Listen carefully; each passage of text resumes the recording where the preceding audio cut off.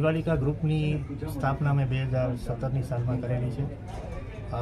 Shivalika ગ્રુપનું main કહેવાય કે જે પર્પસ રહ્યું છે કે ભાઈ કચ્છને કઈ રીતે આપણે એવા કયા કાર્યક્ષેત્ર આપણે કરી શકીએ, વ્યવસાયિક ક્ષેત્રો કે જે કચ્છને એક ગૌરવ આપણે અપાવી શકીએ.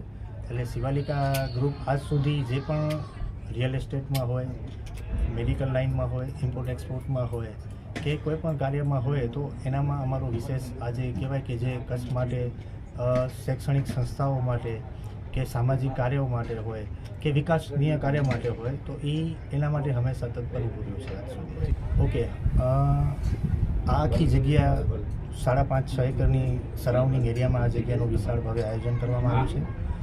અને 22 જુલાઈ અમે ત્યારે બીડું ઝડપ્યું કે ભાઈ એક નવરાત્રિનું આયોજન કરીએ. શિવાલિકા ગ્રુપ સાથે BMCB group, friends of rotary, આ બધા આયોજકો ભેગા મળીને નક્કી કર્યું કે ભાઈ નવરાત્રિનું ભવ્ય આયોજન કરીએ તો આજે કચ્છ ગુજરાતમાં એક બધી જગ્યાએ નવરાત્રિ તો થતી હોય પણ એક નવરાત્રિને એક નવદુર્ગા સ્વરૂપે આપણે એને કઈ દિશામાં કઈ રીતે લઈ જઈ શકીએ અને નવરાત્રિનું ખરેખર મંતવ્ય નવદુર્ગાનું શું હોય છે એ પ્રમાણે એક વિચાર કરી અને એક નવી થીમ સાથે જે કહી શકાય કે ખરેખર નવરાત્રિ કોને કહેવાય, એટલે એ પ્રમાણે અમે બધું આયોજન વિચાર્યું કે ભાઈ આવું આપણે કરી શકીએ. એટલે એના માટે થઈ અને આ તમે બધી જગ્યાએ જોઈ શકશો, આપ બધા અહીં પધારેલા છો. હરેક ખૂણાએ, હરેક જગ્યાએ માની સ્થાપના સિવાય તમને બીજું કાંઈ પણ દેખાતું નહીં હોય. આ નવરાત્રિમાં અત્યારે તો આ સૌથી શિવાલિકા ગ્રુપ એક ચર્ચામાં રહી છે. એટલે આના માટે થઈને અમે અંદર 50 બાઉન્સર રાખ્યા છે, 50 થી 55. બહારની સાઈડ સિક્યુરિટીઝ 40 થી વધારે રાખી છે. એના ઉપરાંત ફ્રેન્ડ્સ ઓફ રોટરીઝ એ લોકો 30-35 જણાની એ લોકોની ટીમ છે જે કાર્યરત રહેશે. એની સાથે BMCB જે છે ગ્રુપ એમની પણ ટીમ છે, શિવાલિકા ગ્રુપની ટીમ છે.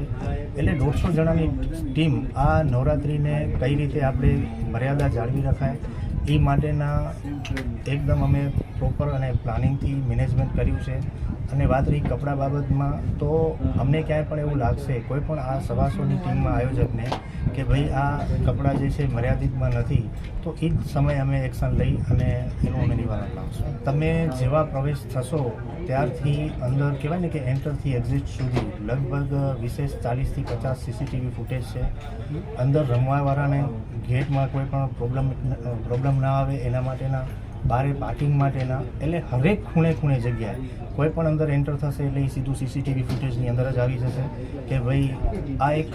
અને પાછો એના માટે એક અલગથી અમે કંટ્રોલ રૂમ બનાવ્યું છે કે સતત ત્યાં કને જ્યારથી આ પ્રારંભ થશે નવરાત્રિનું જે પણ આયોજન હશે ત્યારથી કરી અને જ્યાં સુધી પરિપૂર્ણ થશે ત્યાં સુધી સતત અમારી ટીમો એમને એક કંટ્રોલ રૂમમાં પણ અમે માણસ ફાળવ્યા છે કે સતત એ દેખરેખ. આમાં સવારના અહીં પાછળની સાઈડ જે છે એ અમે એક યજ્ઞશાળા બનાવેલી છે જે આજે બધા સાધુ સંતો મહંતો જે પધાર્યા એના હસ્તક આપણે આ નવરાત્રિ મહોત્સવનું જે પ્રાંગણ આપણે ખુલ્લું મૂક્યું તો એનામાં સવારના 9 વાગ્યાથી કરી અને 11:30-12 વાગ્યા સુધીના અમારા જે નવચંડી પાઠ યજ્ઞ આ રોજ સવારના અને 11 દિવસ આ યજ્ઞો રહેશે. યજ્ઞોની સાથે અમારા 12 થી 13 જે છે પૂજારીઓ છે અને આ બધા માટે અમે દર્શન ખુલ્લા રાખેલા છે કે જે લોકોને પણ માની લો કે ભાઈ આવું છે તો એ સવારના 9-9:30 વાગ્યાથી કરી અને સાંજ સુધીનો જે એક સમય નક્કી કરેલો છે 6-7 વાગ્યા સુધી, એટલે કોઈ પણ આમાં અહીં દર્શન કરવા આવી શકશે. સાથે દર્શનની સાથે કદાચ એમને યજ્ઞમાં આહુતિ પણ આપવી હોય તો પણ એને લાભ અમે આપીશું. સૌથી પહેલાં તો પૂરા ભારતવાસીઓને જય માતાજી અને જય સિયારામ. યા દેવી સર્વભૂતેષુ મા શક્તિ રૂપેણ સંસ્થિતા નમસ્તસ્ય નમો નમઃ.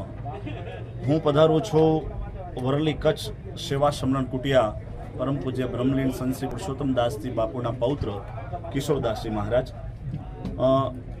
મા જગદંબાનો પર્વ એટલે આપણી નવરાત્રિ. અને જ્યારે આજે શિવાલિકા ગ્રુપ દ્વારા બહુ મોટું ભવ્યથી ભવ્ય આયોજન કરવામાં આવ્યું છે એમાં અમે સૌ સંતો વધાર્યા છીએ અને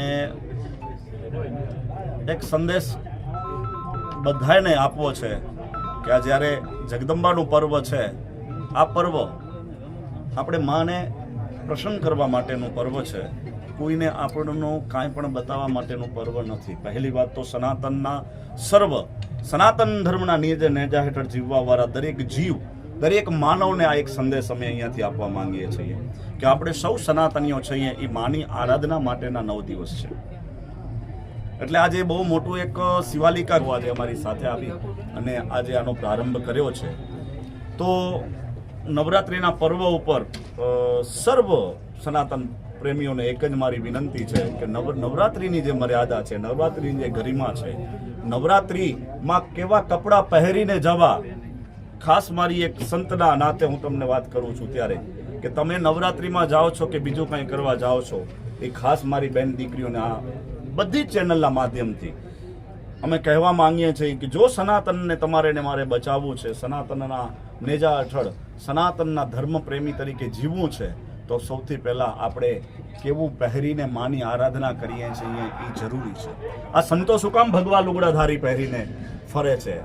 આ જો અમારા ભુવાજી આ બધું કરી શકે છે, પણ જ્યારે આવો પર્વ આવે, માની ઉપાસનાનો પર્વ આવે, કોઈ પણની સાધના આવે, ત્યારે આપણો પહેરવેશ કેવો હોવો જોઈએ એ પહેલી પ્રાયોરિટી હોય છે. એટલે હું આજે નવરાત્રિના પ્રારંભના દિવસે સનાતન ધર્મ પ્રેમીને સૌને કહેવા માંગુ છું કે આપની મર્યાદામાં રહી અને નવરાત્રિમાં માની આરાધના કરો, ખૂબ રમો. માં પ્રસન્ન થાય અને જગદંબા આપણા શરીરમાં આવે છે એનું પ્રમાણ એ છે કે તમારી ને મારી ઉંમરની તમને ને મને ખબર નથી હોતી, ને જગદંબા જ્યારે તમને ને મને સાક્ષાત એની કૃપા વરસે છે ને ત્યારે તમને ને મને 9 દિવસ થાક નથી લાગતો. એનું આ પ્રમાણ છે. પણ મારી એક સંત તરીકેની ખાસ વિનંતી છે કે જે માની ઉપાસના કરવી છે તો આપણી મર્યાદા, આપણી ગરિમા અને આપણે સનાતનીઓ છીએ એની એક અહેસાસ આખા સમાજને થવો જોઈએ.